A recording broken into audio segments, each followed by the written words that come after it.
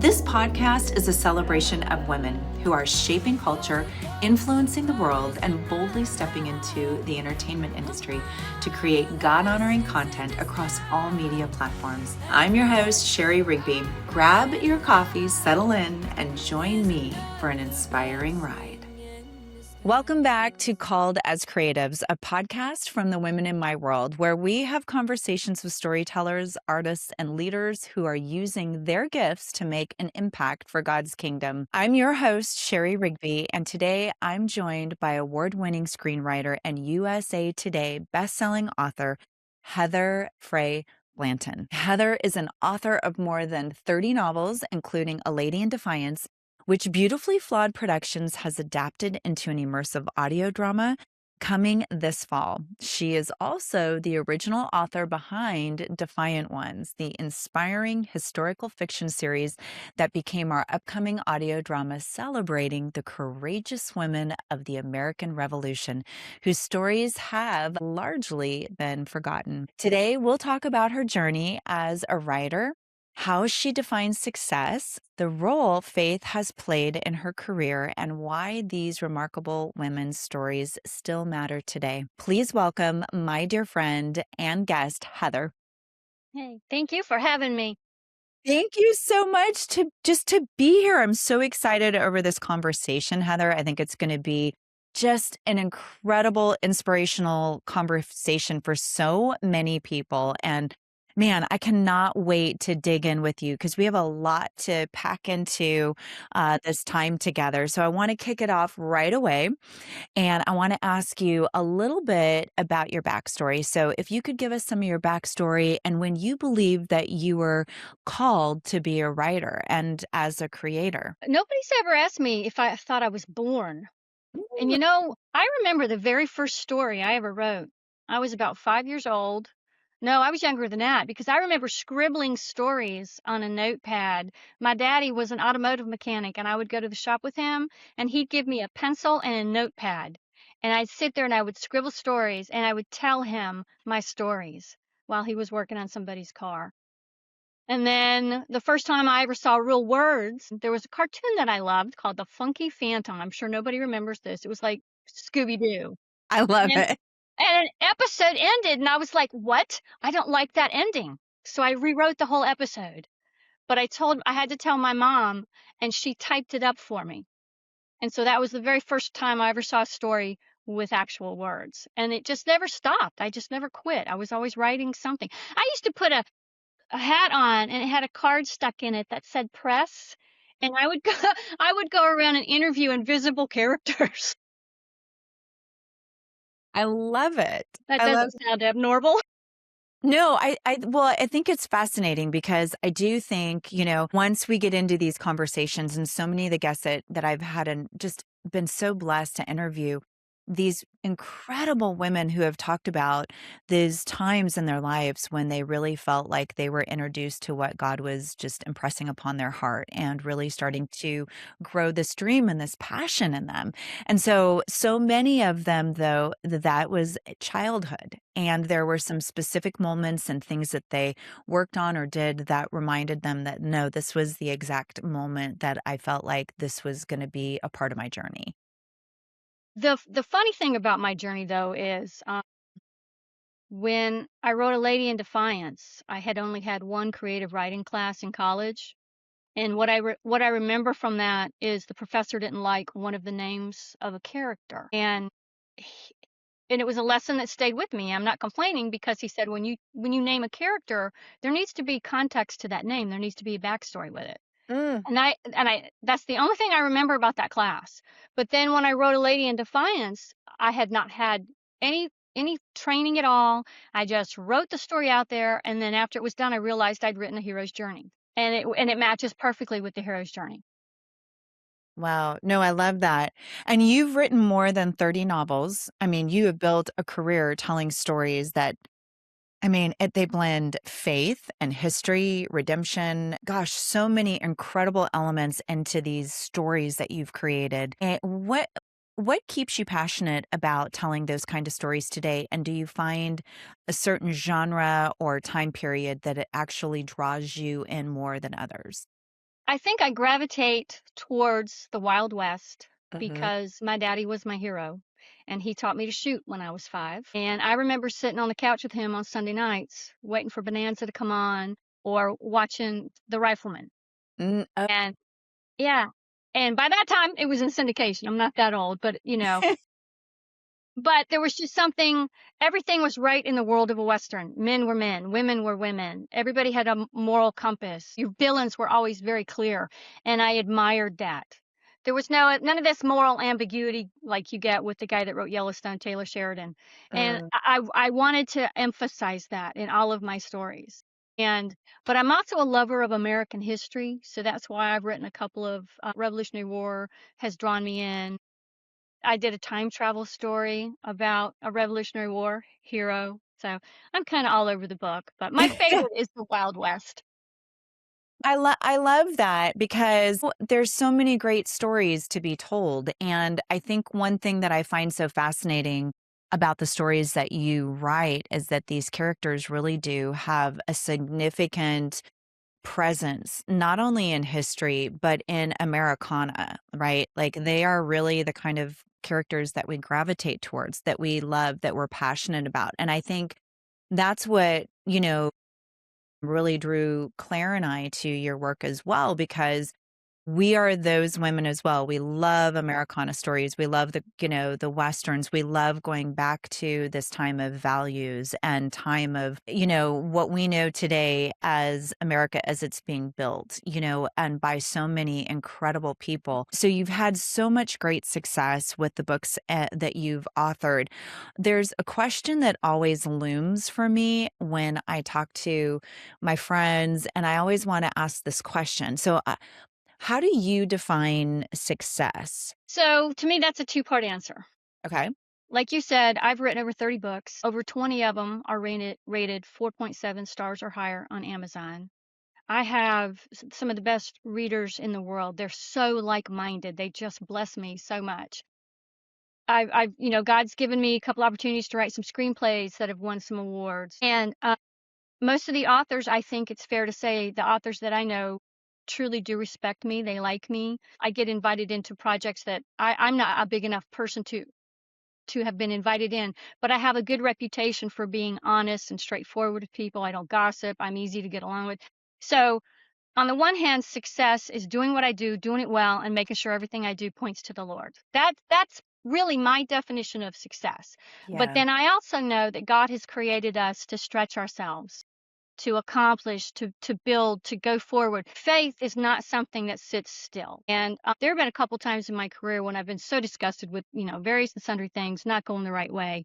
And God gave me the same scripture 3 times. And the third time he gave it to me, I promise you, I could just hear him huffing with frustration. But he was telling me, launch out into the deep.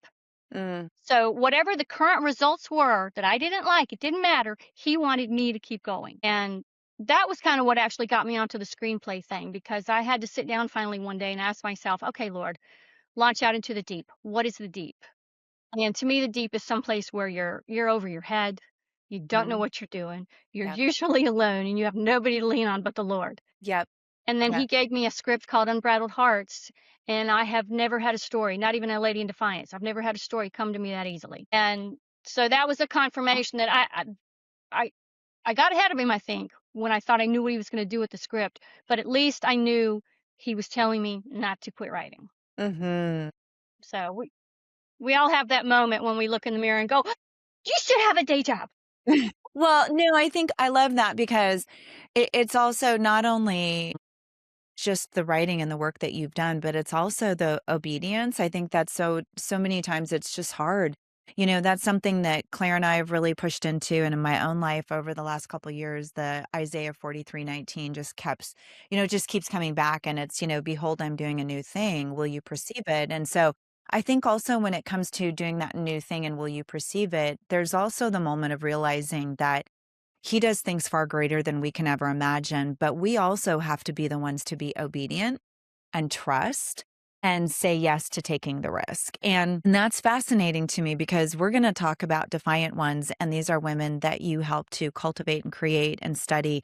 And in my mind, they were also those types of women where they were called obviously to something way bigger than they could have ever imagined. And they were obedient and they had to be willing to say yes. And that sounds like what you just were sharing about the script. Before we jump into Defiant Ones, though, talking about some of your writings and the last script that you just did, how do you feel like have you grown in your work? Are there additional things that you're doing right now that you feel like is really sharpening the tools that you have been given by the Lord, whether it's writing scripts, screenplays, or whether it's writing, we're going to talk a little bit about the novelettes today. Is there a place that you're still working on and sharpening? And do you feel like you have a sweet spot at this point? Well, I've had this conversation with Bob Sines a couple times. Yeah, 22 films produced. And I think I gravitate towards writing screenplays Mm, because you can just go so much faster. If you're writing a novel, it's way more contemplative. You have to set a scene. You may need to describe what someone's wearing if there's a reason. To me, screenplay writing it's almost like I'm reverse engineering something and I can't give mm, too much information. I don't want to overstep the director. I don't want to tell the actor how to act. And so it's really incumbent upon me to create the character through the dialogue. And mm. I think that's one reason I like it. It moves faster and it's just a different kind of challenge. But having written these novelettes for you guys too, that has given me the confidence to tackle a project I thought I was going to do with my son, but he's probably going to have a job. But we were thinking about doing a series of novelettes together. Mm, And I think I still want to do that because even though it's not my genre and I don't know what my readers will think, all this UFO stuff that's coming out and people are talking yeah. about it, is it going to shake our faith? Right, right, right. I want to write a series of novelettes about people who face this whole issue Sure. head Yeah. on, Yeah. and let's deal with it. Let's not run from it. Well, and it's so great. That's a whole nother conversation to talk Yeah. about. And I mean that because that is a big conversation right now that's happening. It's happening also, there's a lot of conversation in our faith world about that too. And what does that look like? And what do we believe? And how will it impact those? So that might be a conversation for another day, but Yeah. I love that you're thinking about writing those because I think mystery and I think answering some really important questions and how do we tackle them are good. And Yes. that's Not running from them. we're not running from it at all. But I want to get into because this is there's so much excitement around America 250, celebrating this upcoming anniversary. I want to talk a little bit about this series because first and foremost, I love the title. I remember hearing the title and I just went, yes, like I just love this Mhm. title. So how did the idea for Defiant Ones first come to you? And what was it specifically, I guess, about the women of the American Revolution that actually captured your imagination? Why did you want to tell their stories? So Defiant Ones actually started out as a series of blogs. I would be researching, looking for information on characters that I thought I might want to write a book about, and I wanted to keep them in a central place. So I started it as a blog. And I think the first woman I did was Margaret Corbin. Margaret Corbin was at one of the Revolutionary War battles. I forget which one, but her husband got shot down and she took over his cannon. Mm, And hers was the last cannon firing. And because she was the last one, they zeroed in on her. And she was terribly, terribly wounded, but she survived that battle. And I just was like, man, that's some kind of courage right there. And the fact that she was a woman, I so feminism kind of irritates me because feminism continually wants to paint us as victims, mm, as the weaker sex, mentally, which is also, that's not true. mhm, mhm. We are different from Yeah, men, obviously, and our right. differences, I think, make us just as strong as men, just in different Yes. ways. Mhm, And mhm. I started collecting stories of women that defied societal expectations, but not the ones who were screaming about feminism, feminism. It was just the women who were like, I am a woman. I can do this. I can do this because I have to do this. Yeah. Yeah. It wasn't a ego. It wasn't a political ploy. It was just stepping up, rolling up your sleeves and doing what needs doing. Absolutely. Well, I think that lends back to what we were talking about with when you feel called, right? Are you willing to step in and say yes? And I think men and women are called. And so as women, if we're called to something and the Lord's like, hey, this is what I'm asking you to do, that a lot of times requires a lot of faith, and it also requires a lot of risk a lot of times. And I think that is something that our culture needs to cultivate more in society today, is to think about, what is your obedience? Why are you doing something? And stepping in and having the tenacity to do it. I think, these stories are so incredible. And I want to encourage everybody who's listening to go on and to Amazon. And also, we'll share more at the end of this podcast where they can get your books, Heather. But your book on Defiant Ones is fabulous. And it's got a lot of women that are in there that tell these short stories on them that a lot of us don't know about, and we need to know about them. When did you realize how many of these incredible women's stories that had largely been left out, like the one you just shared with us, out of history books, and why did you want to start digging in and telling more and more of these stories? What continued to inspire you? One year, I guess about 3 or so years ago, I wanted to do something for my readers. And I thought, well, my readers are women who gravitate towards stories about strong women. That's it, hands down. So then I went back through all my blogs and I realized I had something like 90 of these little vignettes of these women. So I put it together. I was starting to run out of time because I wanted to make it a Christmas present for my readers. So I kind of slapped it together and I gave it away to them.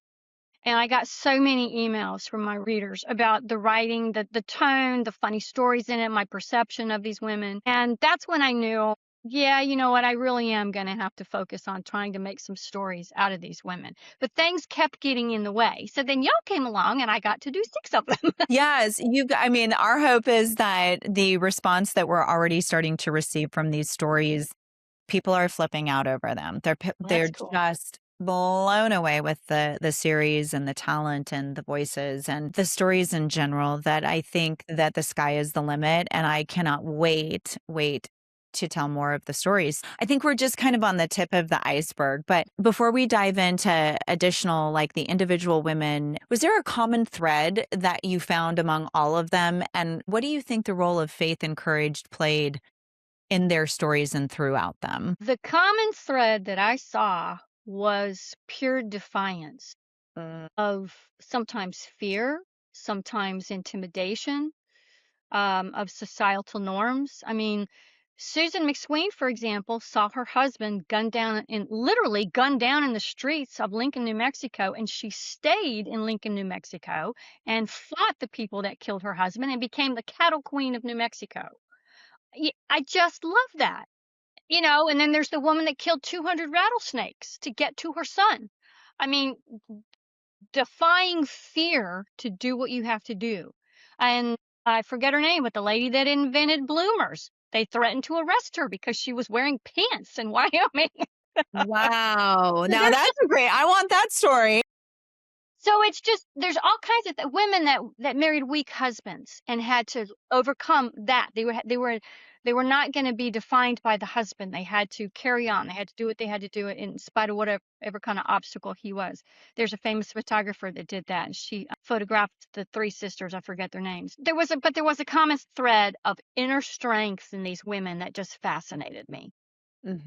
Well, and I love that when you're talking about the inner strength. I think once we started to dive into study these women, who they were in history, how and what they did, so many of them were on their own for years trying to hold down, their home and their family while the husbands were called into battle, the patriots. And I want to start with Abigail Adams. And, it's interesting because so many of these women they've left such an incredible fingerprint on our history. And a lot of us don't even know the depths or the stories behind some of these characters. And that's what I want to tackle today, because they are inspiring and encouraging, and they're full of faith and risk and defiance, that they were not going to let society or anything else hinder their approach to faith, family, freedom, and liberty. And I think that's what I've fallen in love with all of these women. But to me, one thing that really stood out was Abigail Adams. And most people, they know her as the wife of John Adams, and they've seen her portrayed in different series, and she's been portrayed fabulous. But one of the things I found so fascinating was there was a lot of history that's been kept because of the letters that were written between Abigail and John at the time, and one that was very famous about when Abigail wrote to John when he was in the Continental Congress as they were Hmm. preparing the Yeah. Declaration Yeah. of Independence. And that was a letter that rang out about remember the ladies. And man, to think that she was a voice of reason in that time, that was incredible to me and how it impacted. I believe it started to have a ripple effect on today because the fact that she said, remember the ladies, but here she was, a woman of faith. She was taking care of a home in Boston and then a farm. She had been left for years to hold down and raise their children. So in the thinking about her, why do you believe she deserves her own story or her story to be told? The thing that I came to really admire about Abigail Adams was the way that she could look at the current condition of her society and still have the courage to speak her mind, and her words turned out to be like a pebble in a pond because she impacted other women. And an example that I just learned about recently was she really inspired Ben Franklin's daughter to be very involved in raising money and supplies for the Continental Army. And Abigail was so fair-minded. She was so, she knew that women didn't obviously have a lot of rights. She knew that slaves didn't have a lot of rights, but she believed so ardently in the mindset of her husband and the other founding fathers that they wanted to build a nation that was going to treat people well. She Yeah. really believed in that and she fought for it. And I appreciated that. Yeah. Man, that's really well said, Heather. I think because of who she was then actually really impacts who we are today. She just always continues to keep ringing out to me. But one of the things that I just take away from you is just, again, her influence on others around her and the impact of the founding of America. She was incredible.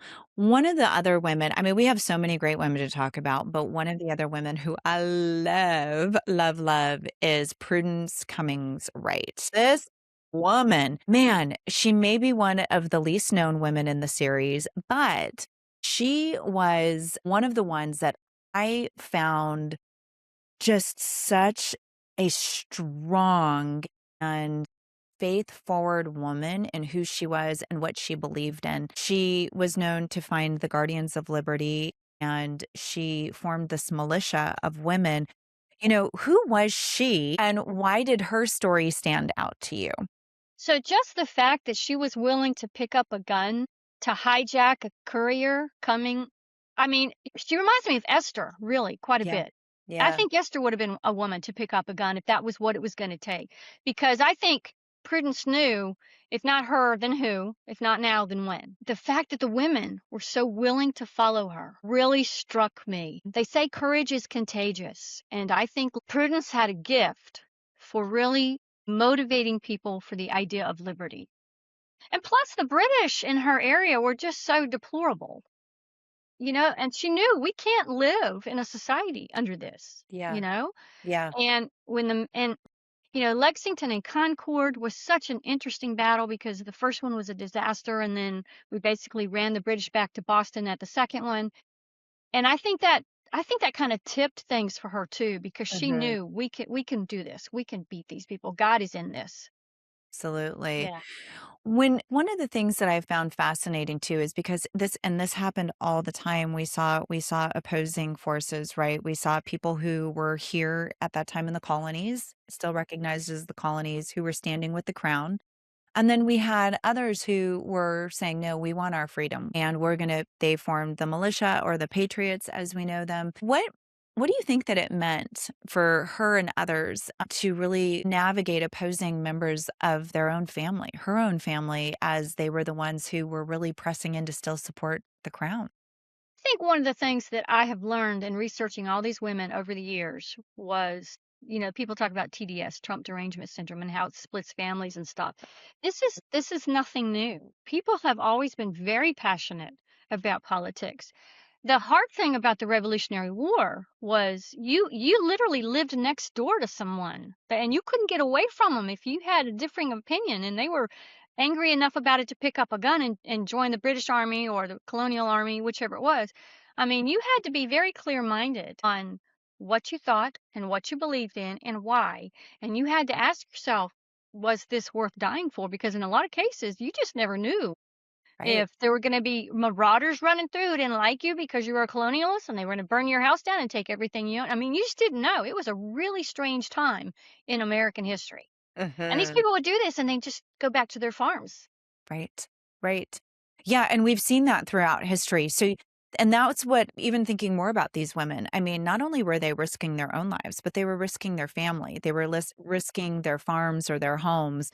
Their whole livelihood was at stake for them saying yes to something. Hey friends, if you're enjoying today's episode, we'd love your support. Hit like, subscribe, comment, and share this video, which helps us grow the channel that directly supports the women in my world and our mission to develop, educate, and launch Christian women in the entertainment and media industry.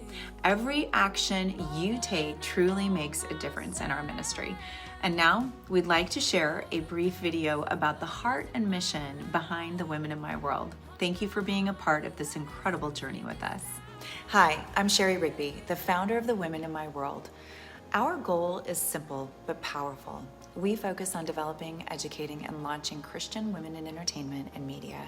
Our aim is to train up emerging talent, empower them to craft impactful, God-honoring content across various platforms, and contribute to positive global change through leadership roles. We invest in women by providing opportunities to learn essential skills in their desired field. Through hands-on education and on-the-job training, we build a community of like-minded women who shepherd others to grow and flourish in their careers. The Women in My World has helped support and launch women into key positions, such as producers, script supervisors, production and costume designers, directors, makeup and hair artists, and so many more. These women have gone on to expand their resumes and their relationships, which have provided opportunities to work on major network television shows and feature films. Due to the small percentage of Christian women in decision-making roles in entertainment, believers must invest in their training, mentoring, and discipleship. These women can then become a voice to change in the negative narratives influencing our culture and shed light on topics we desperately need to tackle from a biblical worldview. The Women in My World is honored to help support women and their careers in entertainment and media as they bring redemptive stories to life and uplift, encourage, and influence the world for Christ. I have to tell you, I love this woman, Penelope Barker. I just found her fascinating. I loved her tenacity. I loved her willingness to stand in the open.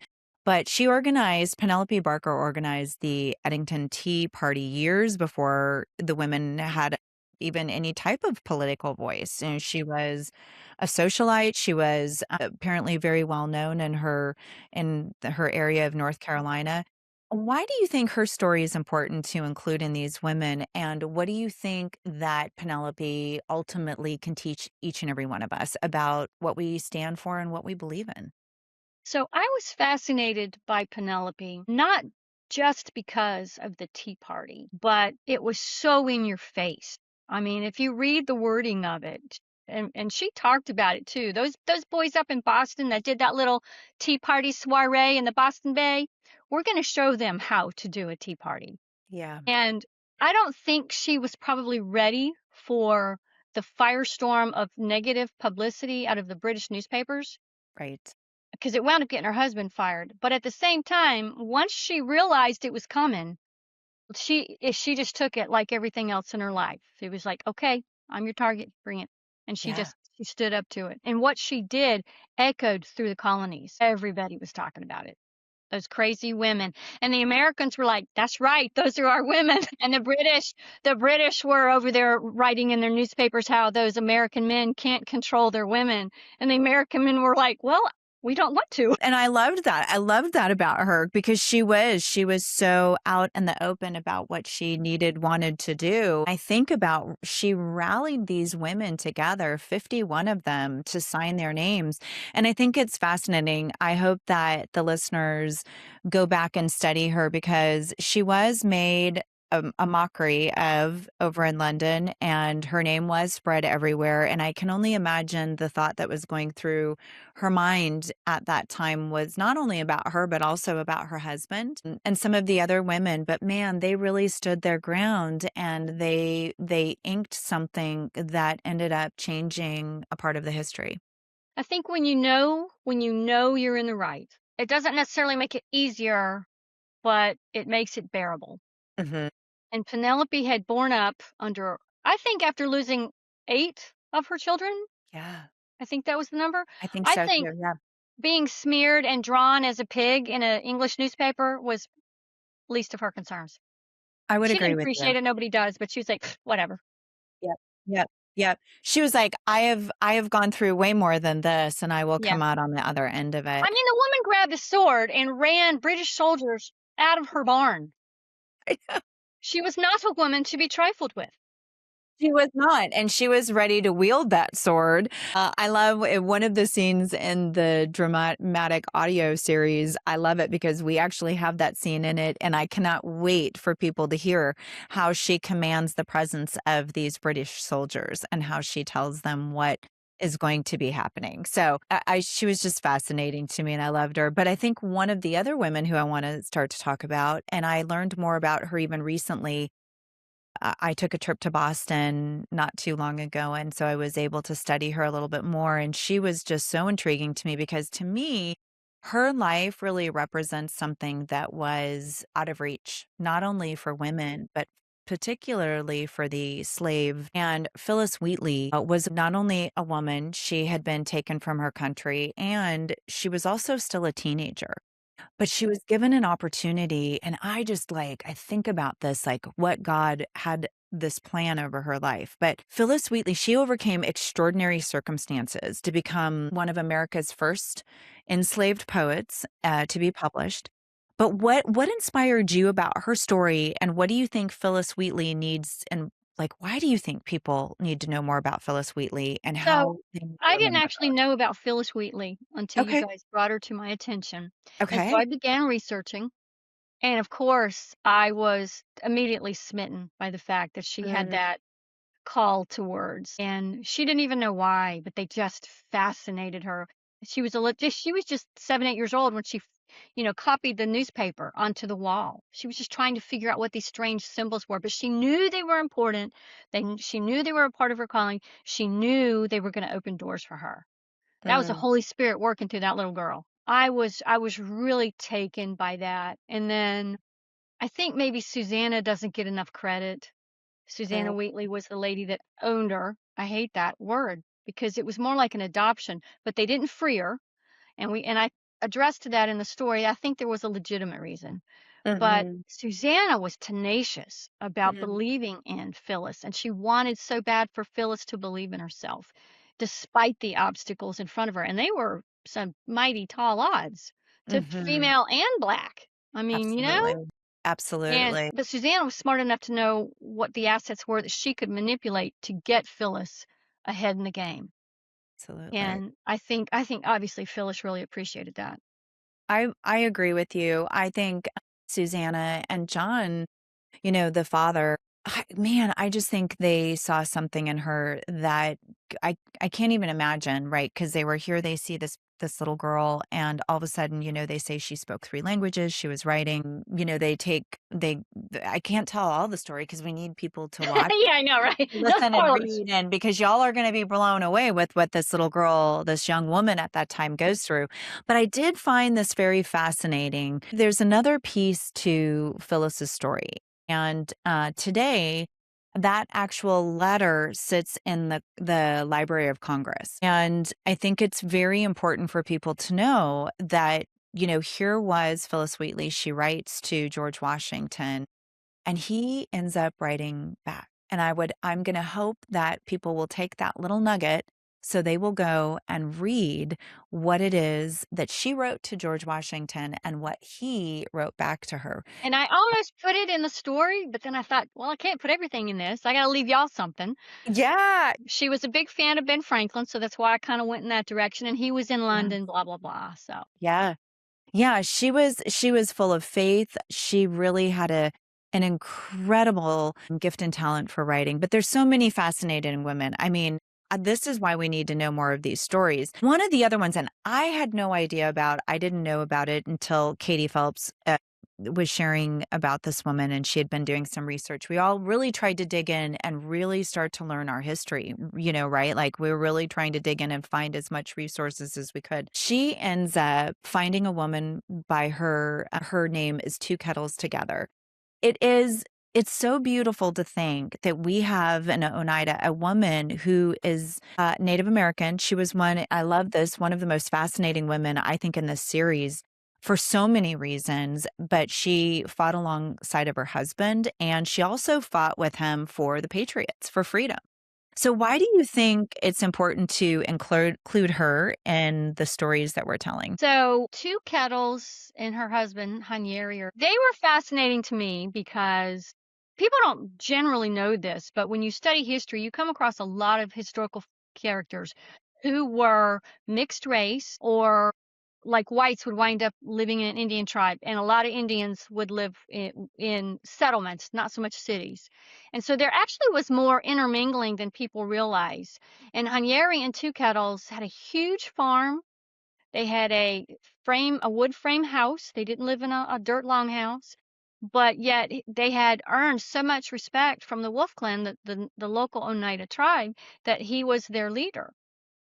And I think it's because he was so able to walk in both worlds. Right. And the Oneidas, like a lot of the Six Nations, were matriarchal societies, and so women had incredible amounts of respect. And it was not unusual to see them pick up a knife. You didn't want.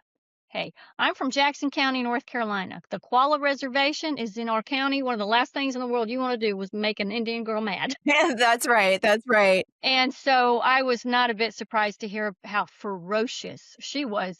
She was a fighter, buddy. Shoot you, claw you, stab you, bite you, whatever it took. And she did. She fought in multiple battles beside her husband. Her love for her husband just made it whatever it took. She was going to keep her husband safe. And then they realized, that the British were a bunch of traitors and they were just going to use them. That was pretty clear to them. It was frustrating that the rest of the tribes couldn't see that, but they did. And so thank God they came in on our side. Right, right. They came in and they helped us win some of the bloodiest battles that were out there. Her story is fascinating to me, and just her being in the midst of battle with him, thinking that she was fighting alongside of him. More than once. I think she More was than a once. I bloody know. She was, there's a line, that says, where you go, I go, where and it's like, that is truth for them. They would, live and die right alongside of one another. And they fought for what they believed in, which leads me to our next incredible character, Deborah Sampson. She was a young girl, literally disguised herself as a man to serve in the Continental Army. What drew you to her story, and what were you impressed by? So the first time I ever heard about her, I wanted to know what kind of a person she was. And from everything I read, it was initially she just felt like the British needed to be defeated, that they were not going to be good rulers of this country. And then I got into a little bit deeper and I saw that she was really much a tomboy. And then a lot of people were trying to paint her as a lesbian, gay, whatever. And at this point, I don't even know what to call her. They would have called her. But I think it was literally just the fact that she believed she could fight because she had all these brothers and she could do what they did. She could shoot, she could throw a hatchet, she was capable. I think it really humiliated her the first time she tried to enlist. They busted her and they were like, no, you can't. And they embarrassed her and they made her pay back the enlistment fee, but she didn't give up. She walked 20 miles to another town and enlisted again. And she really wanted to fight. People were dying that she cared about for the cause of liberty. And she just wanted to do her part. And then there were a lot of legends about how her service actually ended, but I believe it is so believable that George Washington was the one who thanked her for her service and let her leave the army. Yes, I believe that too, because I think that with her coming out of that service, and in a lot of ways because of it could have been viewed she could have been hung, she could have been shot, she could have been a lot of things. So I think he really was. I love that, and I believe that right alongside of you. How do you think she'll inspire young women today? Because there's a few others we're going to talk about too. But what do you think with Deborah Sampson specifically? What would inspire some of our younger women today about her? So the thing about Deborah is I don't want her story to be painted with a modern paintbrush because I think they're going to ruin her story. I think they're going to put motivations on her that were not true. Yeah. I have studied enough of the history of women in this country to know there are simply women who wanted to blow past the boundaries for Yep. whatever reasons. Yep. And I think her reason was people were fleeing the Continental Army at about the time she was old enough to enlist, and she wanted to do her part because she had lost people that she cared about, and she didn't want their deaths to be in vain. Yep. Yep. Yep. So I hope we get that across. I think between the novelette and the series, I think that's what it accomplishes. And I think it's beautiful. And I do think it's very encouraging. So I'm excited about that one. With Deborah, I think if women had been allowed to enlist, she would have enlisted as a woman. Mm-hmm. She wanted to fight. So it Yeah. wasn't about the gender thing at all. She just Right. wanted to fight because she knew she could. She had the skills. And Yeah. I hope we get that across. Yeah, absolutely. Well, and I think we have, and I think we will, and we'll keep talking about her in that way. These women they need to have a voice, and we get to help to continue to tell their stories. And this one I loved everything about her because she really doesn't have much of a voice throughout history, but it's Agent 355. And we know that there were so many stories about the Culper spy ring, George Washington, Robert Townsend, and where we are even today with the CIA and the FBI and what we believe came from that Culper spy ring, birthed from that. What did you find fascinating about Agent 355? And how much of her story do you think is fact, or how much required some imagination in the storytelling? So I started Agent 355 backwards. Robert Townsend had a son who erected a monument to a woman. And when you trace it back, Robert Townsend had given this boy over to his brother to raise. And Robert Townsend had been in New York at about the time that the Culper spy ring, and he had been involved with the Culper spy ring. So, and there was pretty solid rumors that he was seeing a woman who was a tavern maid. And then she was arrested and thrown on a prison ship. And she did not survive the prison ship, but apparently the baby did. And so, of all the women that have been suspected of being Agent 355, even Betsy Ross at one point, and Betsy Ross was known to be a very attractive widow, and she was vivacious. And so, it's very believable that she probably was a 355 at some point, because these British military people astonished me the way they would just talk about stuff in front of a woman as if we were deaf, dumb, and blind. So there were multiple women who could have been 355, but I was really interested in one who was probably the most unsung heroine of them all. And to know that she probably died on a prison ship. And I'm not going to talk about the way we ended the novelette and all that stuff, but that was the story that I wanted to take, because there's a monument to this woman and nobody even really knows who she is.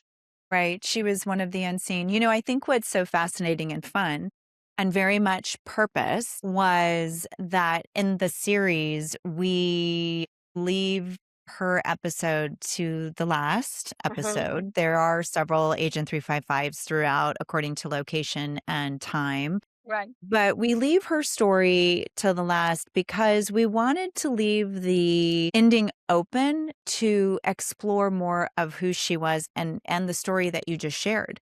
What would it have been like for her to be on a prison ship? And our hope is that people get really excited about going, I have to know more about who this woman is and how it actually all occurred with Townsend and George Washington and the spy ship and all of these pieces. And so we left it kind of open-ended to explore more of that. So that's what our hope is. Yeah. Yeah. It's an incredible story. It really is. I have one more I want to talk about before we start to kind of bring it all together, but one of the other ones I found really fascinating and also got to explore somewhat was Sybil Ludington. Here is this young girl, 16 years old, and she is defying all odds. Talk to us a little bit about this young woman, what she did, and why her story is significant. So my son dated a girl for a couple of years. Mm. She was 6 feet tall and was on a horse from the time she was about 3 years old. Wow. And she rarely used tack, and that girl could ride any horse you put in front of her. And so I knew about Sybil's story, and then I found out that, she did the 40 some miles in a monsoon, basically. It rain, gushed Huge rain, buckets storm. the whole time this girl is running Right. through the woods, Yeah. mustering people up. And I was like, yeah, I could see this girl doing that, no problem. She'd run from bears, and she had lots of adventures when she was horseback riding. And Right. that's what Sybil was. She was a girl that was raised on a horse in the country, and she went on the route delivering grain with her dad. She knew the county like the back of her hand. She knew the Mm. shortcuts. And I have no problem believing that Sybil Ludington was the one who ran that route. The controversy always came in, though, because, well, there's no proof that Sybil actually did this. There was a letter from a family member in 18, I think 50 something, referring to it. But here's the thing. Nobody else in that community ever claimed to have made that ride. And I believe that her father told her not to tell anybody because the British would arrest her. They were already looking for excuses to arrest him. There was a bounty on her father's head. So I think he told her, do this and don't tell anybody, don't breathe a word. And I'm sure he told his men, hey, don't tell everybody that my daughter was the one who mustered you at 3 a.m. Yeah, right. Because really that's what I went when I was in Boston recently. We went to visit Paul Revere's home, and it was really interesting because one of the women who was on the tour asked about Sybil Ludington, and the tour guide said, "Well, we don't really talk about her here because her ride wasn't here, but we don't think her story is true." And it was just kind of Yeah, just brushed off. right. Yeah. And I had to kind of like raise my hand and step in there and go, I actually think her story is true. And I think that for the time, it just was one of those stories that was probably not made too public because of all the things that were going on and with the militia and the fight, the things that were happening and the British soldiers. And so I really do believe that she was an important part of our culture that we need to be studying. Yes. What she did was extraordinary. Thinking about all of these women together, what do all of these women collectively tell us? And what role do you think that the women, like, what do you think some of the greatest roles in the America's founding was through these women? Like, what kind of impact do we see? So, one of my favorite quotes from the Revolutionary War. It's attributed to Lord Cornwallis, but there's some debate about that. But somebody in the British Army said that when we have defeated their men, we will have all we can do to defeat their women. I'm telling you right now, there is something different about American women. There's something different about America. You could take a whole family of Italians, 12 of them. One of them's going to want to come to America because he doesn't fit there. He fits here. And I think that up until about 50 years ago, I think that was true of the immigrants who came to America. They're different. But here, we're all like minded. And I think the women who have built this country and were the pioneers who settled it, they just that it's tenacity. They were not they were defiant of failure. They were always going to keep going for it, coast to coast. I really believe that there is a level of tenacity and there is a level of courage and inspiration. And I think even about my great great grandmother who came over and my great grandmother and who came over to this country and what they were willing to do, crossing oceans and Mhm. landing in places they had no idea what to expect. And so I really think these women they had such a drive, such a spirit about them. And it's just so incredible, especially this year as America approaches its 250th anniversary. Why do you think that these stories matter even more so right now? I think right now patriotism is making a resurgence. Now, for me personally, I've always been a loud patriot. I And that's one of the things that you cannot lose that. You can't lose your courage to speak out about the good things about your country. I don't mislead anybody. America's not perfect. It's never been perfect. Ask a Native American. This country has made mistakes, but we are still the greatest place on the planet, and it's because we're different and we are a godly nation. And I'm praying to God we're not losing that. A lot of people don't know when the English landed at Jamestown, one of the first things they did, literally one of the first things they did was they built an altar and prayed. Mhm. We're just different in a good way. Yeah. Well, it's what our founding fathers also established too, and through this country, really, I do believe was a country founded on faith, and there was a freedom that had to be attached to that. What do you hope listeners, especially women, young women and girls, take away from Defiant Ones, and how do you think that will also impact the men who listen to this story as well? Speaking about the book overall, all the women, I hope that women, especially young girls, will not ever look at themselves as victims. As I've said, we're different, but there's strength in our differences. We're a puzzle piece. We should complement the men in our lives. And Yes. if you don't have a man in your life, you should still be a woman that is not a victim and is a strong, capable, hopefully godly woman, and focus on what you can do, not what you can't do. And you look at these women and you see what they did, and it should make a lot of your problems fade just because your microwave doesn't work. Well, you could have been on the trail on making a cherry pie in the wilderness. I mean, and the women did that. So I hope it puts things in perspectives, and they will not ever look at themselves as victims. Yeah. Gosh, that's so good. I think about that all the time. And I said, I'm really thankful that God chose me for such a time as this, because there is no way this girl could have ever killed a chicken or probably skinned a rabbit.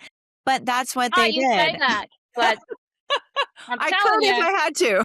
I was going to say these women did incredible things because they had to. They had to. It was a different time, and I do believe that there is such a different time, and we're doing things today too that that we're having to focus on as well. But, I'm excited for the listeners to listen, to read the novelettes, to read your book, to read about these women and to dig deeper. We're excited and hopeful that more people will really get encouraged to study history and to know more about the great country that we live in, the United States of America, and all of the men and women who fought and have died for this It's a country great and for country, and there were a lot of teenagers that played their part in the Revolutionary War. There are just so many women we could have chosen. we could. I and mean, and and and my excitement is we get to do like a whole bunch more, because that's the goal. I want to talk a little bit before we end this, but what's next for you, and talk about maybe something that's really exciting on the horizon for you, and then how can listeners find you, follow, and stay connected? I have a list of 8 projects that I'm trying to do. Wow.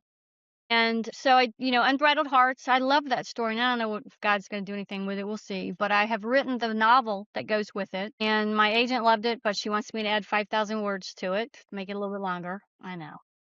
So I've just been letting that sit, because when I hand off a story, I feel like I'm done. Yeah. 5,000 words, that's a lot of words. So I'm working on that. And I have an idea for a precious little Christmas story that I might do either as a novel or a screenplay. A Key West Christmas is the name of it. And I did a Write for Hire project last year called Sticks Down. It's about the Christian team that went to the Vail shootout in 95.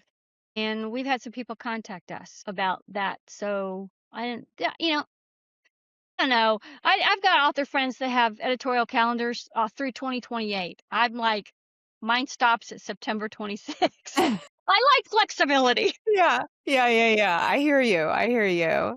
I love it. Well, we're excited because we know that there are things on the horizon, and we love partnering with you. We love your voice. We love your heart. I think first and foremost, we just love your heart for Jesus and what you're doing and how you continue to tell great stories. So we're excited to see what's next too, and what we can continue to do. Y'all have been such a blessing. I think that's one reason. Mm, I don't know if I should say that. I feel like that might be one reason I'm not planning too far into 2027, because I feel like God's bringing something. I don't know what it is. I would agree with you. I'm just going to lean into the microphone and say I would Okay. agree with you. Good. That makes me feel better, because I don't want to make the mistake of thinking that. I mean, y'all deal with a lot of people. And y'all are the only beautifully flawed productions I'm dealing with.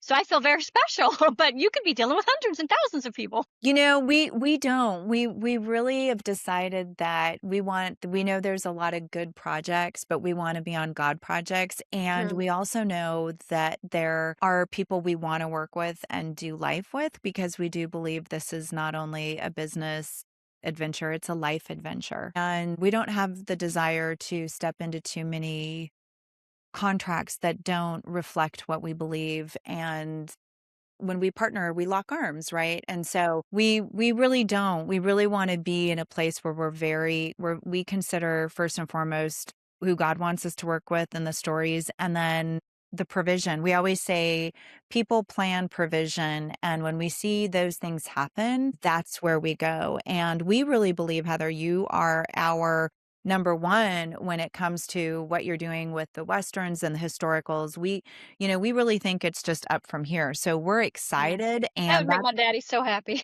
I'm so excited. We're so excited. So, if there was like way many more of us with an in-house, we would be even better. We keep going, okay, God, people plan provision, but we're believing for that. So, but in the meantime, because we want to keep doing these combos with you, tell people how they can listen to you even further, how they can subscribe to. I know you have a newsletter, how they can follow you and So stay if they go to authorheatherblanton.com, connected. I just have a simple website because I don't use it a lot. I just use it as a landing page. If they go there and give me their email address, they'll get the lost chapters to A Lady in Defiance. Which we cannot wait to launch. I know, I'm excited. I guess the last thing I would say as we approach America 250 anniversary, I just want to continue to encourage people about courage, faith, conviction, to study about our founding fathers, our To not women. be ashamed of America. It's a good country. Absolutely, to stand up for this beautiful country that we live in, to be inspired and encouraged, and say thank you to all the people who have served and are still serving today to give us our freedoms I want to tell everybody where they can also, and so now that you can experience, you've heard Heather and I talk about this, about the Defiant Ones, you've heard us talk about some of these powerful stories. We're going to hope that you also log on for the first episode of Defiant Ones featuring Abigail Adams, John Adams, many of your favorites, premiering on July 2nd on the Washington Times website.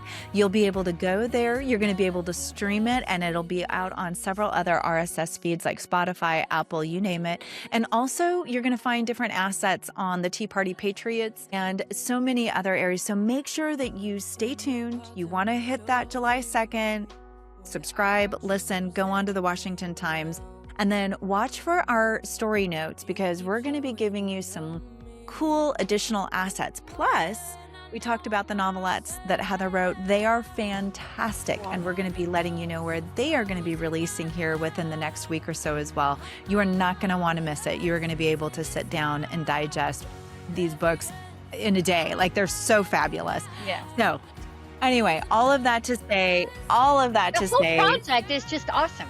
it's awesome. It's awesome.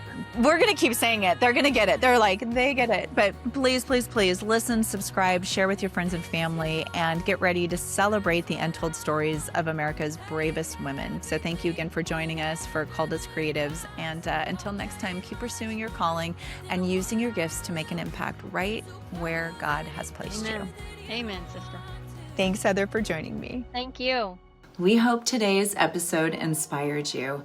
If it did, don't forget to like, subscribe, and share with somebody in your world so we can reach more and more amazing women in entertainment and media. We'd love to hear from you. So drop us a comment below.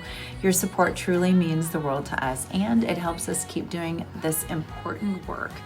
Also, don't miss out on signing up for our newsletter, and you get our acting prep guide for free. It's packed with tips to help you step into your purpose. If you feel led, also please consider donating to support our ministry. All the links are in the show notes below. We can't wait to hear from you to join us next time. Blessing in disguise.